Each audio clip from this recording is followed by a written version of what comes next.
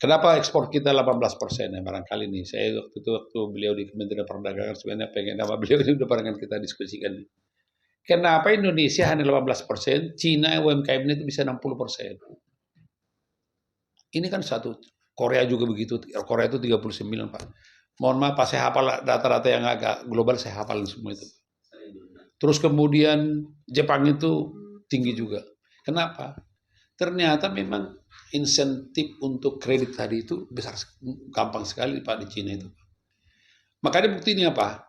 Jepang itu 66% total kredit itu disalurkan melalui UMKM. Bandingkan dengan kita hanya 18%.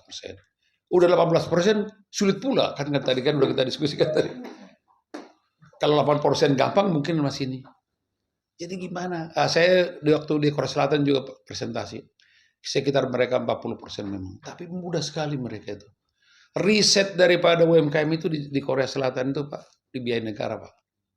Makanya produk-produk asal terbang sini, produk-produk barunya itu mereka tinggal UMKM-nya itu ini aja. Nah, makanya BRIN-nya kita gimana nih? Di sana kan ada BRIN itu kan ada satu aspek lah kalau menurut saya. Udah pernah kita ketemu ini. Terus kemudian 18% itu kira-kira menurut saya ada correlated dengan antara tadi pendanaan tadi, samping lagi pembinaannya. Makanya Pak, kami ke sini coba mengadop apa yang disampaikan Pak Menko. Yang pertama adalah ini kan kita ini Pak, terutama nih koperasi desa ini yang diinisiasi oleh banyak beliau. Gimana kalau nanti misalnya Kenap ini bisa nggak berkolaborasi, itu pertama Pak. Kemudian makanan bergizi gratis ini kan yang begini. Cuman ini apa betul ini Pak, kita mau klarifikasi, katanya 10.000 itu kan memang harganya ya. Tapi ada lagi katanya 5.000 on top daripada itu kan untuk biaya transportasi, logistik, betul nggak itu Pak? Ini mungkin juga nih, kita mau coba anggota kita di daerah sama terms of payment daripada BGN itu. Kalau misalnya terms of payment-nya 1 bulan, 2 bulan, nggak ada UMKM Pak yang bisa itu. Dari mana dia Pak untuk financing? Katakanlah 5.000 ya, 5.000 ya? 5.000 paket kali 10.000 Pak. Berarti berapa itu Pak? 5.000? 50 juta kalau misalnya 20 hari aja udah 1 miliar. Akhirnya Pak, bisa dipastikan UMKM nggak akan kebagian itu. Karena permodalan mereka nggak kuat kan Pak.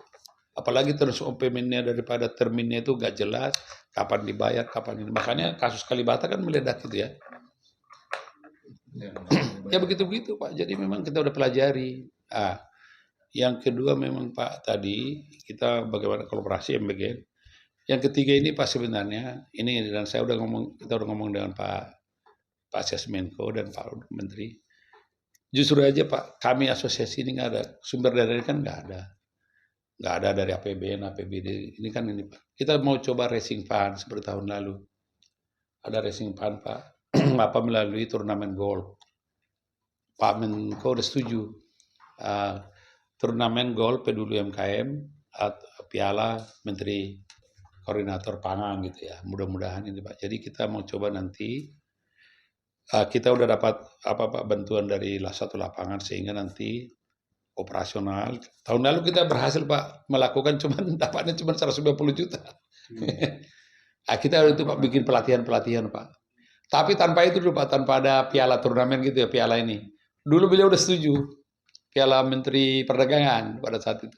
Tapi Pak Hadi, jangan bos, Pak Hadi, ini mau pemilihan menteri nih. Jangan nanti jadi isu nasional nanti dia udah stop. Jadi Pak Hadi juga ketemu tadi Pak.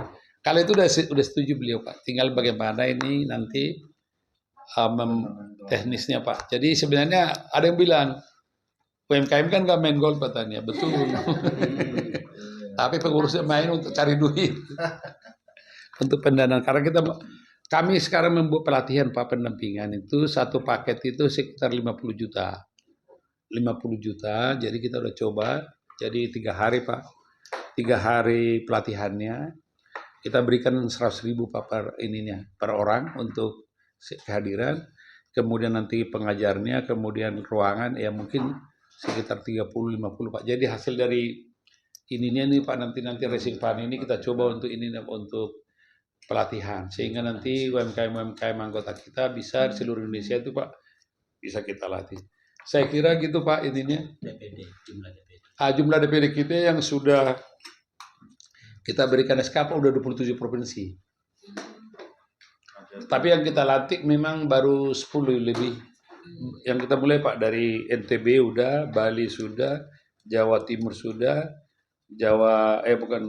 Jogja sudah, Banten sudah, kemudian Bengkulu, Lampung, Sumatera Barat, Sumatera Utara, kira-kira Riau. Sebentar lagi Pak DKI ini Pak, ini beliau ini bulan depan. Tunggu ini kata tunggu para manusia Pak. Saya kira gitu Pak. Kira-kira perkenalan kami, mohon maaf Pak ini kalau ini mudah-mudahan ini kami dapat arahan dari Kementerian Kemenko Pangan ini ya, bagaimana UMKM kita itu Pak bisa. Kami punya tagline Pak, UMKM bangkit-bangkit, Amikindo yes oke gitu. Jadi harus UMKM-nya harus bangkit. Terima kasih Pak, begitu Pak. Mungkin ada teman dulu yang mau menjelaskan tambahan. Baik, terima kasih Pak Laurentius ya penjelasannya. Dapat bersaing di tingkat nasional maupun internasional. Jadi kelopak dengan namanya Mandiri ini. Nah, ya UMKM harapan makin ini ya Pak ya meningkat ya Pak ya. Ya, Naik Pak. kelas kalau dulu kita Naik kelas. Pak, ya. Yang pertama dengan penjajakan kolaborasi dengan koperasi Desa Merah Putih. Nanti kita jajaki lihat Pak. Ya gimana Karena ini baru tahap sosialisasi. Ya. Memang ada program dari Pak Prabowo yang terus Pak Menko ini sebagai satgasnya kan akan membentuk 80.000 koperasi desa di desa kan ya, namanya koperasi Desa Merah Putih atau koperasi desa kelurahan mana Merah Putih gitu ya. Itu saat ini masih tahap sosialisasi Pak. Yang saya ketahui itu tidak mengganggu koperasi yang ada. Makanya yang pertama bisa membentuk baru kalau tidak ada koperasi atau merevitalisasi koperasi yang sudah ada ya. Sudah ada yang mungkin dulu ada KUD mati suri atau gimana Pak, direvitalisasi. Kalau ada koperasi yang sudah berjalan, itu dilakukan. Semuanya itu nanti tergantung potensi daerah masing-masing dan itu harus melalui musyawarah desa khusus. Desa ya. Nah itu sekilas secara garis besar pembentukan koperasi desa dan arahnya adalah kembali seperti yang Bapak sampaikan tadi, koperasi itu akan menjadi jembatan untuk menampung produk-produk pertanian yang ada di termasuk logistiknya, mereka bisa storage, ada cold box mungkin ya, atau ada tadi logistik dan sebagainya. Ada tokonya juga. Iya. Nah, jadi mungkin kalau kolaborasi pembentukan. Iya, udah bagus ya. Dan beberapa istilahnya apa ya? Standar pelayanan koperasi desa itu ada sekian. Nanti kalau berkembang berdasarkan potensi daerahnya masing-masing, silahkan. Tapi setahu saya kemarin penjelasan dari Menteri Koperasi itu ada beberapa. Salah satunya juga simpan pinjam. Ya, jadi ada logistik, ada tokonya, ada simpan pinjam, ada lainnya saya lupa. Pokoknya ada beberapa. Termasuk farmasi, kesehatan. Farmasi kesehatan ya. Klinik. Klinik kata beliau ya. Klinik itu ya. Standar yang akan yang gerai yang akan dimiliki atau unit bisnis yang akan dimiliki koperasi desa Merah. Nah, yang terkait dengan MBG kita di D3 di Deputi 3 nih. MBG itu kembali itu dilaksanakannya kan oleh Badan Gizi. Badan BGN ya. Memang ada di bawah. Di bawah kementerian ini ya. Nah, ini saya mungkin Bapak Ibu Asdep bisa membantu. Saya belum punya wawasan terkait ini karena selama ini setahu saya MBG dijalankan bertahap sampai mencapai nanti bisa memberi 80 juta untuk anak sekolah dan sebagainya. Memang kita pernah datang ke satu tempat, kita Pak Menko meninjau namanya ada SPPG, dibentuk Satuan Pelayanan Program Gizi namanya itu. Dan saya juga sering lihat banyak yang ingin berkontribusi di MBG ini, Oke. ya kan? Tapi itu setahu saya berhubungannya memang dengan Badan Gizi Nasional. Kami dalam hal ini mengkoordinir saja. Yang terakhir, karena Bapak sudah menyampaikannya dengan Pak Menko, tinggal secara teknisnya saja terkait dengan turnamen golf. Apakah Biar nanti kita kami di kedeputian atau mungkin diserahkan ke sekretariat Pak di Sesmenko? Ya, kalau itu Ya, sih Pak senang Iksan aja Pak, Mandiano. karena mungkin nanti kan nama muncul kan, ya, oh ada pertandingan golf kayak pangan sebagainya itu. Mohon maaf Pak, kebetulan sebelum Ketua MPR beliau itu teman golf saya. Ya. Nah, kalau terkait dengan tugas dan fungsi di Deputi 2, Pak, Ya, kami Pak. ini lebih ke yang pertama peningkatan daya saing. Oh, daya saingnya ya. Oh, Jadi termasuk UMKM ya? berarti UMKM. Oke. Nah, mungkin di tempatnya Bu Silvi ini ada juga apa peningkatan. Sebenarnya pendekatan ini apa kapasitas petaninya, Pak. Oh, Ya. Jadi kalau soal UMKM-nya saya nggak tahu nih masuk di kita apa di D1 ya. Jadi kita lebih ini Pak ke peningkatan produksi. oke.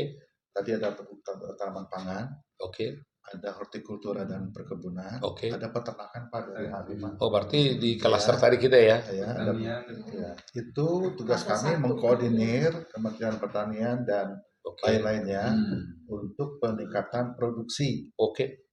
Ya, untuk peningkatan produksi Pak. Jadi program-program kita mengkoordinir itu. Oke. Lebih ke sinkronisasi, koordinasi, pengendalian, kebijakan-kebijakan yang ada di kementerian di bawah koordinasi kita, agar ada peningkatan produksi. Tapi tidak hanya sampai situ Pak, setelah itu pasca panennya Pak, peningkatan daya saing, kami melakukan juga pembinaan. Jadi itu tugas di kami. Tapi kalau secara keseluruhan Kemenkopangan, nanti kita lihat Bapak bisa berkolaborasi dengan unit mana gitu ya Pak. Oh iya, baik Pak ya. Terkait dengan pelatihan, saya kira saya mendukung Pak, karena sekali lagi UMKM kita memang butuh pelatihan yang terus menerus Pak, karena ada perkembangan bisnis yang semakin ini ya Pak, yang semakin berkembang. Dan di Kemenak itu sudah ada ini kan Pak, direktorat apa namanya yang PMSE itu. Oh, PMSE ya? Ya, yang apa namanya Pak? PMSE itu. Perdagangan melalui sistem elektronik ya. Jadi yang Bapak sampaikan tadi, kalau UMKM pengen masuk di apa platformnya Lazada, itu ya aturan segala macam kebijakannya itu ada di Kemendak Pak.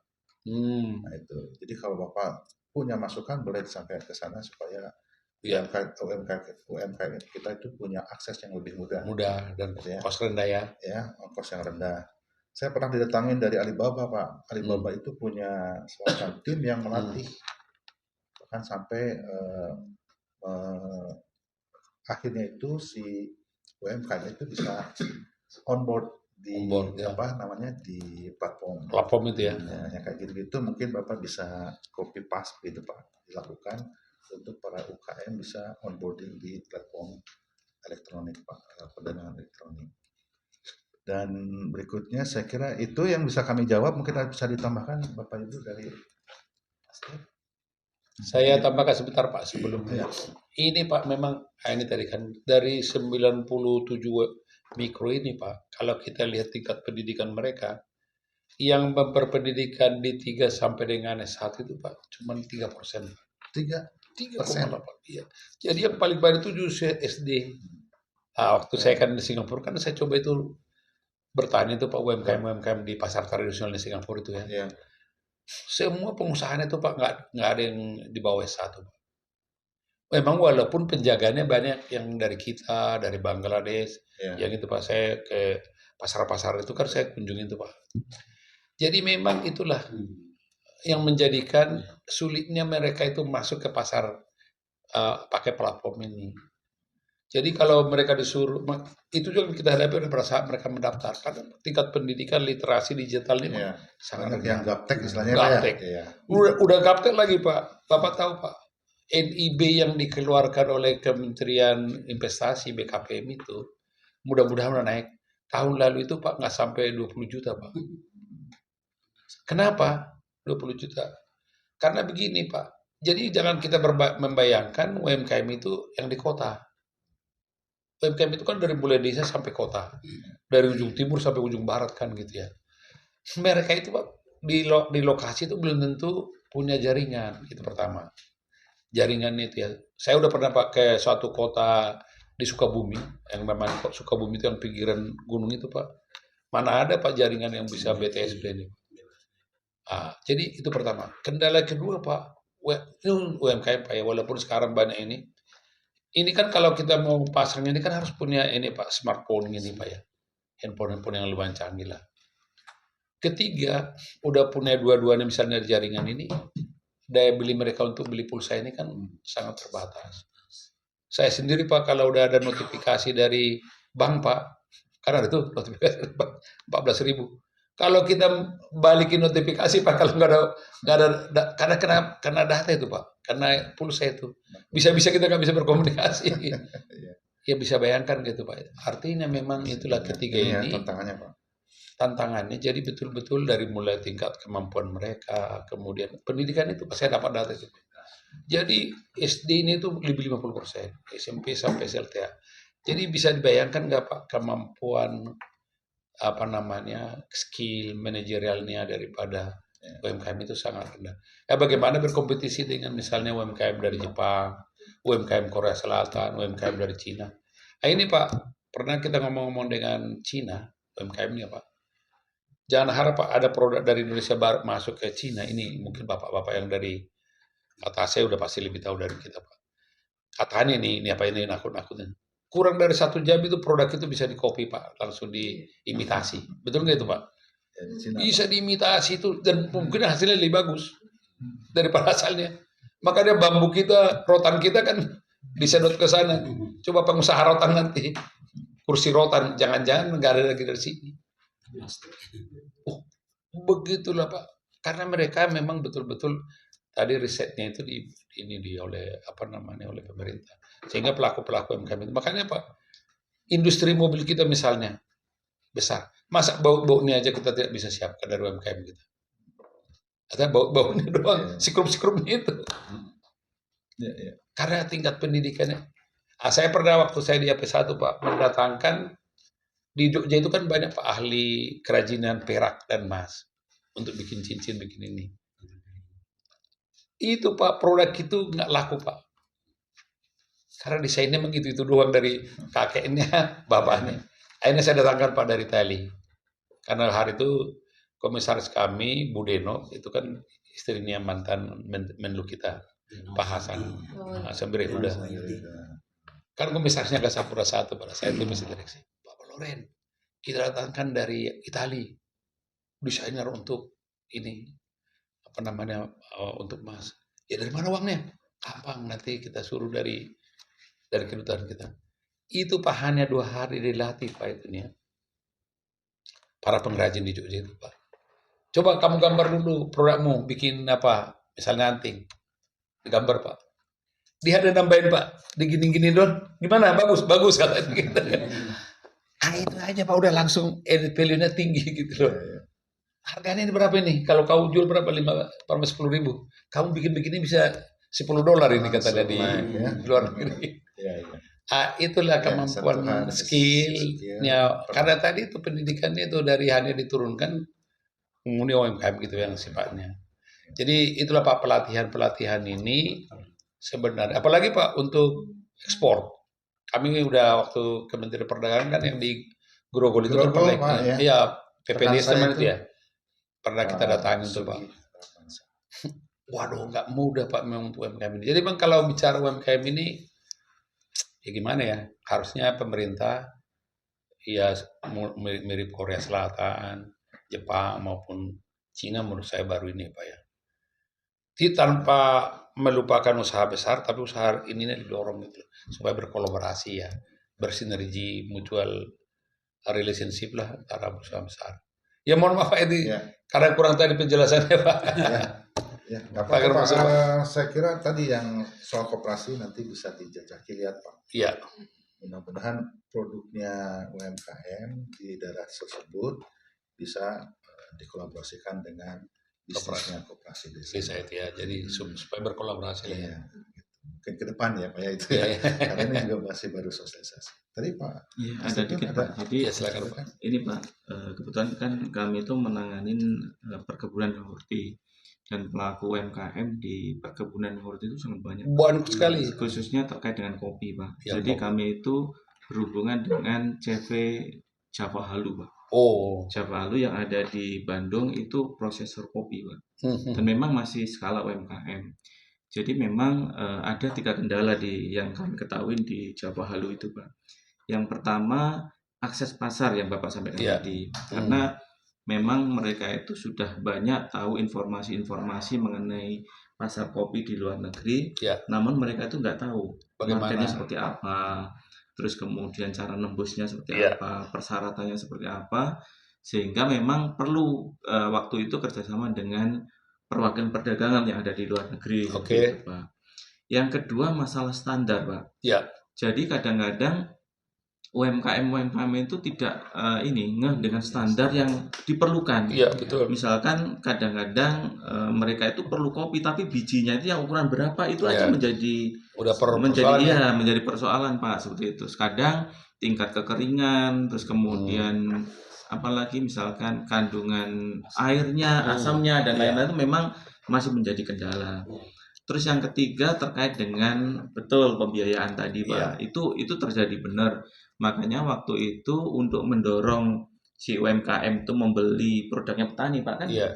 Si prosesor ini kan membeli petani-petani Pak. Iya, betul. Diolah, dikeringkan dengan kandungan tertentu, terus kemudian dengan peralatan pengering, itu butuh ini Pak beli. Ternyata Betul. untuk belinya juga ketika mengajukan ke Mandiri itu nggak dapat Pak. Ternyata Pak. Nggak dapat. Akhirnya kami kenalkan dengan salah satu pembiayaan internasional, nah namanya Arta Kapital itu baru bisa seperti itu Pak. Lah tidak hanya di kopi Pak, di kelapa juga sama Pak. Jadi pengusaha turunan dari kelapa khususnya itu carpul Pak, itu kan banyak tuh UMKM ada di Solo, ada di Depok, ada di mana-mana, itu juga membuat yang arang dari batok itu Pak seperti itu. Dan itu banyak juga UMKM, termasuk juga UMKM makanan dan minuman. Iya. Salah satunya di Bogor itu mereka itu memproduksi turunan dari kopi itu membuat kopi selera kita. Terus akhirnya itu digunakan untuk memasok kebutuhan haji dan umroh seperti itu Pak. Jadi memang beberapa permasalahan di bidang UMKM itu memang yang kami sebutkan tadi memang perlu kolaborasi dengan teman-teman di luar, dan kebetulan kan Kemendag itu kalau tidak keliru terkait dengan NK Pak, neraca komoditasnya itu berkoordinasi dengan Menko Pangan salah satunya. Menko Pangan. Iya Pak. Betul, untuk neraca komoditas terkait dengan misalkan penentuan kuota ekspor atau apa itu terkait dengan Menko Pangan, misalkan kayak misalkan penentuan impor misalkan untuk gula industri itu kan juga perlu neraca komoditas seperti itu Pak. Terus kemudian ini Pak, terkait dengan Koperasi Merah Putih yang kami sebutkan tadi bahwa Kemenkes juga berperan serta Pak di situ Pak. Jadi selain itu koperasi mereka juga membentuk kayak semacam polindes yang ada di daerah karena Pak Menteri Kesehatan sendiri juga sudah menyampaikan sebenarnya untuk polindes itu sudah siap Pak. Termasuk mereka menjamin bahwa kalau di desa itu tidak sampai dokter tapi mantri sudah cukup. Mantri itu mungkin kemampuan untuk merawat dan juga memberikan obat. Kan mantri desa itu kan juga bisa nyontek juga Pak seperti itu. Terus kemudian juga ini Pak terkait dengan koperasi di tempat kami kan karena kami banyak melakukan koordinasi terkait dengan produk perkebunan, diantaranya yang tadi Pak kopi, kelapa, kakao, terus kemudian coklat, lada, terus kemudian rubber. Tentunya pemain-pemain di sini juga banyak Pak sebenarnya. Pemain-pemain di sini banyak. Terus kemudian kami juga saat ini juga termasuk kelapa juga Pak, berupaya agar kan sekarang banyak masalah di kelapa itu karena kita ekspor bulat-bulat Pak ke luar negeri, dan itu pelakunya langsung petani Pak. Langsung petani, artinya kan sebenarnya di sini sektor UMKM sebenarnya di sini sudah ambil peran Pak. ambil peran. Tapi yang menjadi masalah seperti ini Pak, ketika harga rendah itu pihak industri itu tidak mau menjadi standing buyer Pak Iya, bagi petani. Tapi begitu harga naik, baru diambil. mereka baru teriak-teriak Pak. Makanya di sini kan perlu nih Pak, kita itu koordinasi antara pihak industri dan juga pihak UMKM, Iya, petani menentukan harga ini Pak di masing-masing daerah tuh pantasnya seperti apa. iya. Karena ini kan juga nanti akan dalam tanda kutip akan ini Pak menentukan tingkat kesejahteraan UMKM Pak di sini Iya, Pak. iya, Karena yang Bapak sebutkan tadi bahwa 50% koperasi ini adalah anggotanya adalah langsung memproduksi pertanian, Iya, perikanan iya, seperti itu. Dan di sini kan artinya ini kan kelompok Bapak seperti Betul. yang kelapa tadi Iya, seperti iya. itu. Terus kemudian untuk sawit Pak, ini juga banyak Pak. Jadi kita itu ada program mengkoordinasikan untuk peremajaan sawit rakyat. Wah, iya. Ya, sawit rakyat dan itu memang ini apa namanya BPDP itu juga akan menyalurkan dana untuk pembibitan, terus kemudian untuk peremajaan sawit itu kalau sekarang itu sampai 60 juta Pak per hektar Pak.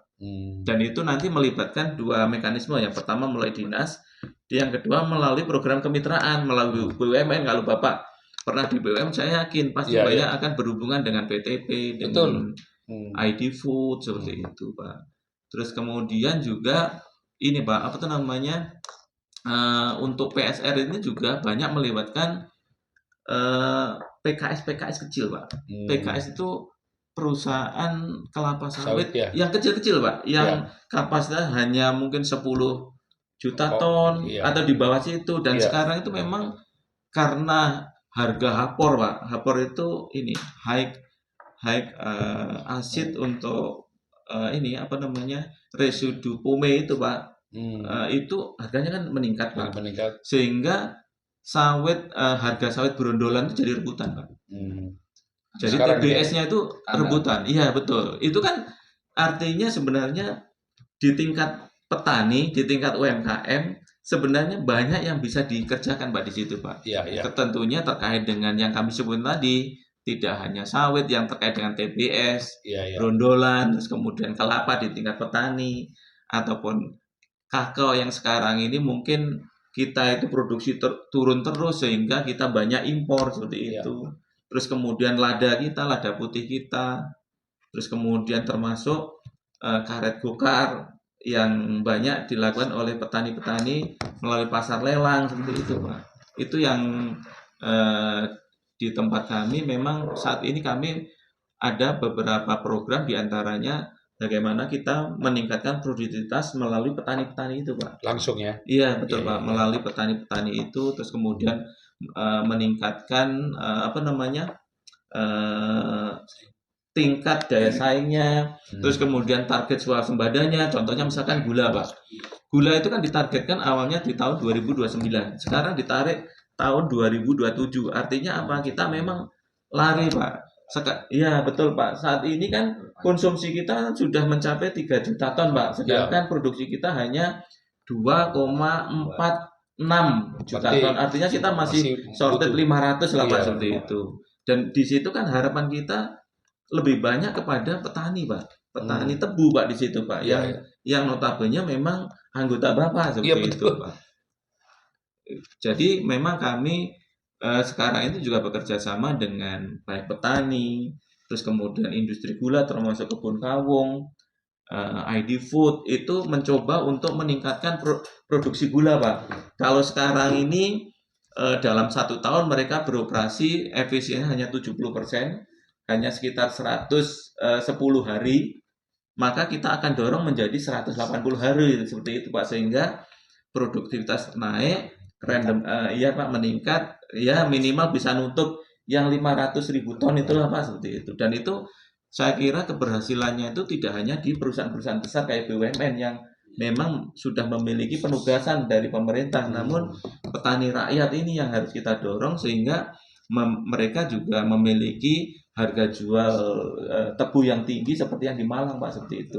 Dan seperti kami sampaikan juga, bahkan Bupati Malang itu kan juga petani tebu Pak. Awalnya ya? Iya, petani tebu, dan tokoh masyarakat yang menghandle tebu di Malang juga ini apa namanya kiai juga Pak. Gus Hamim Pak seperti itu. Iya tokoh inilah. Lah tentunya dengan keberadaan tokoh, keberadaan semuanya itu nantinya itu bisa inilah Pak istilahnya itu mengencourage bisa meningkatkan keberadaan UMKM baik di berbagai sektor Pak yang kami sebelum tadi kan hanya di ini Pak ya di sektor apa perkebunan dan horti seperti itu Pak. Itu aja Pak tambah dari kami Pak. Ya, terima kasih loh Pak Gunawan Pak. Jadi betul itu Pak. Ini karena Bapak bilang kopi di daerah kampung kami itu Pak, Kumbang Hasunut itu kan kopi Lintong itu paling ini. Iya. Paling salah satu kualitas terbaik dengan kopi Gayo. Betul Pak itu kopi ini karena mereka itu tidak pernah dilatih, tidak pernah dididik untuk bagaimana petani kopi yang bagus. Ya itu karena turun menurun. Bahkan ada yang kopinya itu udah tua Pak. Mau waktu di replanting nggak ada beli bibitnya aja udah susah. Akhirnya kan itu diremajakan sesudah umur katakanlah 10-15 tahun ya. Jadi banyak sekarang Pak. Itu pertama. Kedua Pak yang mungkin saya berikan juga ini anggota kita juga pernah terjadi Sumatera. Nah, itu kan ini Pak petani untuk tomat.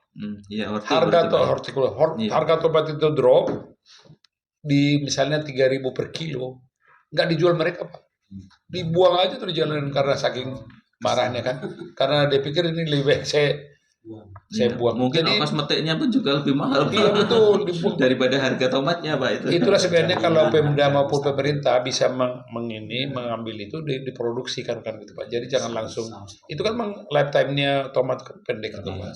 Harusnya ada ini dilakukan di freezer terus kemudian diolah lagi jadi saus atau apa. Mereka tuh aduh. Jadi kalau kita bicara mengenai UMKM ini Pak, memang betul-betul luar biasa banyaknya. Yang seperti harapan kami dari asosiasi bagaimana pemerintah mensupport. Yang saya lihat selama ini Pak kami lihat pemerintah mensupport by member itu kan kepada anggota itu kan nggak mungkin sampai. Kita coba jembatan ini Pak sebenarnya. Jadi melalui asosiasi ini kami juga bilang Bang, kalau mengucurkan kur-kur itu kepada anggota, itu pasti bisa ketipu, bisa juga tidak benar. Tapi melalui asosiasi sudah ada filter pertama gitu loh. Harapan kami memang asosiasi ini bisa membantu pemerintah gitu loh. Membantu pemerintah untuk program itu sampai tepat sasaran dan tepat waktu gitu loh ya. Iya, betul Pak. Kayak kemarin Pak ya, ada asosiasi teh Pak. Iya. Asosiasi teh termasuk koperasi juga. Iya. Itu menceritakan bahwa beberapa tahun ini memang nggak dapat alokasi pupuk bersubsidi Pak untuk teh. Itu nggak dapat. Sama itu. Akhirnya kita mencoba Pak dengan kebetulan kan Ibu Deputi itu kan Ketua Satgas Pupuk Pak.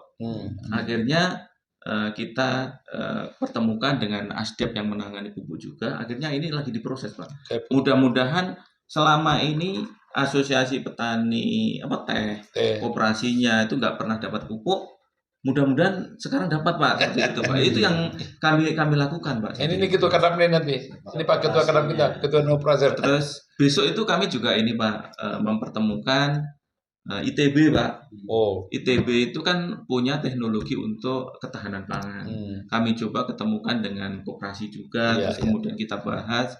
Nanti siapa tahu nanti ada katakanlah pemanfaatan teknologi ini yang tepat untuk petani UMKM itu bisa diimplemented seperti itu Pak. Nanti Pak. Ya Pak. Ya. Baik, ada tambahan lagi? Nanti Pak di lapangan ini akurat pupuk yang subsidi yang dikirim ke daerah itu dijual lagi Pak, lagi. Jadi petaninya nggak dapat, petani belinya dari. Jadi misalnya saya nih Pak dapat pupuk, saya ngaku petani. Kapoktan jangan-jangan. Benar Pak petani. Saya ambil pupuknya saya jual lagi Pak. Nah jadi saya kebetulan Pak orang IT ya Pak ya. Jadi saya mengerjakan proyek dari Singapura di outsource proyeknya. Konsepnya itu adalah kasusnya itu sawit Indonesia itu banyak dari hutan lindung Pak. Jadi Eropa marah. Jadi pertama itu bukan konsep. Pertama itu cara mainnya mereka mengajukan izin pemanfaatan lahan hutannya dibabat semua, setelah dibabat ganti sawit. Jadi sawit itu bercampuran Pak, dari hutan produksi sama hutan lindung. Jadi kalau dikirim ke Eropa itu 100 ton, 70 ton itu dari hutan produksi, 30 ton itu dari hutan lindung Pak. Permainannya begitu. Nah sekarang udah ada satgas yang mengendalikan kan Pak, yang mengendalikan angkatan darat. Nah, jadi konsepnya dibikin aplikasi Pak, tracking sawit untuk memonitor sawit ini dari mana. Saya yang bikin aplikasi ini udah jadi. Jadi saya melihat ini bagus juga gitu ya. Jadi orang Eropa datang ke lapangan, survei langsung, memang terjadi penurunan penggelapan sawit itu Pak. Tapi masih bisa diakali, mereka tuh permainan di bawah itu nitik-nitik lah seperti itu. Jadi trackingnya itu memang di GPS itu Pak, dengan menggunakan handphone, ketahuan tuh truk itu dari mana jalan-jalannya Pak. Dan yang di tracking itu adalah petani itu harus diregister itu lahannya. Jadi konsepnya Pak, ini modelnya yang sama dengan yang pupuk. Bapak harus register tuh lahan petaninya gitu. Karena ada yang namanya lontut, itu ada aplikasi yang running di atas Google, itu permainannya API semua. Lahan itu nggak mungkin double Pak, koordinat itu. Jadi kalau misalnya saya petani, saya punya lahan yang mana aja. Dia ada yang mendapat pupuk subsidi. Kalau pupuk nggak subsidi silakan aja bebas gitu kan Pak. Intinya Pak, di Semarang, di daerah Jawa Tengah itu, saya ngaruh petani, saya jual lagi, itu kira-kira Pak. Jadi harga yang subsidi bisa jual lagi gitu. Cuan kan. Jual dengan harga itu Non subsidi. Jadi konsepnya adalah Pak, kalau kita ini masukan buat pemerintah bahwa kalau mau mendistribusikan pupuk yang subsidi, register itu lahannya. Kalau diregister itu orangnya hilang tuh lahannya. Jadi ketika diregister ada laporannya, maka ketika diregister ulang, dia akan kembali, dia tidak masuk. Itulah yang konsep yang sawit tracking diaplikasi ke model subsidi. Nah kebetulan Pak, saya juga pernah gali di dua kementerian saya pegang Pak, di Kementerian Koperasi sama UMKM. Saya pernah gali di Biro Punya, saya bikin aplikasi layanan bantuan itu. Jadi sedikit permohonan aja sih Pak, yang kalau nggak boleh efisiensi itu jam 14-an, karena nggak berat tuh. Jadi bisa berat Pak. Jadi ada UMKM minta tolong, nggak bisa dibantu Pak. Jadi konsepnya UMKM itu adalah model seperti perusahaan yang mengelola dan meng-hire pengacara yang dibayar negara. Jadi UMKM punya kasus, dilaporkan ke kementerian, dan kementerian membantu dengan cara menyewa lawyer yang profesional. Ada mediasi, ada yang investigasi, ada yang hakim segala macam. Nah sekarang itu step nggak jalan. Itu juga yang bantuan koperasi. Jadi koperasi masih bisa dibantu, tapi anggota koperasi yang nggak bantuan nggak bisa. Jadi pusing semuanya sekarang. Itulah kira-kira. Oke. Ada yang mau tambahin Pak? Mau izin sebentar Pak? Teman-teman Pak. Biar lebih konkret Pak, memang saya juga pernah ditanya juga ini ngapain kamu usul UMKM gitu, negara yang harus UMKM kan gitu Pak. Tadi udah banyak sekali kita bahas masalah-masalah. Kira-kira kecil aja tapi bisa kelihatan hasilnya gitu Pak. Antara Ibu dan Kemenko supaya bisa kelihatan juga Pak, bisa di pasar gitu Pak. Jadi nggak usah terlalu besar, tapi kecil, bisa jalan. Misalnya contoh tadi kopi Pak ya, itu lebih konkret ya. Iya. Dengan kami, saya juga mengembang kopi dari sini kalang soalnya. Jadi bisa apa yang bisa aku kerjakan? Sinergi langsung dengan Kemenko, sehingga bisa kelihatan nanti Pak Menteri bisa lihat, wah dari wujud realnya gitu, kita luas sekali tapi nggak ada konkret, mungkin perlu kita bicara lebih detail gitu Pak. Seperti itu Pak, betul. Mungkin sama satu lagi Pak, saya minggu waktu Ramadan selama sebulan bikin juga bazar murah di kantor kami di BPDA Timur. Persoalan dasarnya adalah daya beli Pak. Mereka sudah siap, mereka sewa tempat murah sekali, sehari cuma 50.000 saya buat, itu pun mereka nggak mampu Pak, karena yang beli nggak ada. Jadi mereka ada bertahannya 7 hari, padahal saya investasi bikin tenda segala macam. Jadi esensinya adalah mereka yang butuh ada yang membeli, dan kedua mereka butuh tempat yang murah. Nah, ini dua ini Pak, apakah mungkin bisa kita sinergikan? Mungkin kita mulai dari DKI mungkin ya. Iya. Yang mana sih tempat-tempat yang bisa mereka tempati sehingga nanti atau yang sudah ada sekarang bisa kita revitalisasi ya, sehingga nanti ada bentuk real abdi dari kementerian Kemenko, sehingga nanti bisa dilihat masyarakat sebagai contoh, bisa di copy paste ke daerah lain. Itu mungkin Pak, betul. Ya, betul Pak. Jadi Pak Workshop sama Bapak Ibu sekalian, sebenarnya PP nomor 7 tahun 2001 sudah mengatur Pak. Lahan-lahan untuk bisnis seperti di mall, di bandara, di musimnya. Ke siapa kita bertemu gitu loh. Contoh Pak, lahan-lahan di bandara kan luas itu. Bagaimana cara didapat itu? Walaupun saya dulu Pak direksi di bandara, sulit juga sekarang itu Pak. Misalnya ke mall ini Pak, mall-mall ini di mana? Ini kan mall di Jakarta banyak. Sebenarnya harus 30% nanti boleh dibaca Pak. 30% space untuk lokasi bisnis itu harus dialokasikan untuk UMKM. Memang nggak diatur situ harganya, nggak diatur. Cuman kadang-kadang kalau memang 30% kalau memang orang itu tidak punya kepedulian Pak, dikasih aja di basement semua, mati juga kan. Nggak ada, pasti nggak UMKM-nya menolak, pasti orang mau nanti kamu udah lokasikan, UMKM nggak mau ya, tahu-tahu sebenarnya begitu. Nah inilah Pak, memang ini regulasinya sudah bagus, tetapi implementasi di lapangan, koordinasi ininya Pak ini. Makanya kali ini yang seperti Pak Sahat bilang, Kemenko yang yang mengkoordinir beberapa kementerian mungkin ini, bisa nggak itu Pak difasilitasi kita seperti tadi itu asosiasi teh tadi itu Pak ya. Kami Pak menghadapi seperti itu. Kita tahu tapi nggak bisa masuk gitu. Seperti itulah KUR. Walaupun Deputi Pak Rudi bilang lapor ke siapa kan gitu. Akhirnya ini saya kira masih ada Pak Luman, Pak Belanggi. Saya kira gitu Pak, terima kasih nih. Cuma tadi Pak kami mohon nanti gimana kami siapa untuk membantu gitu Pak.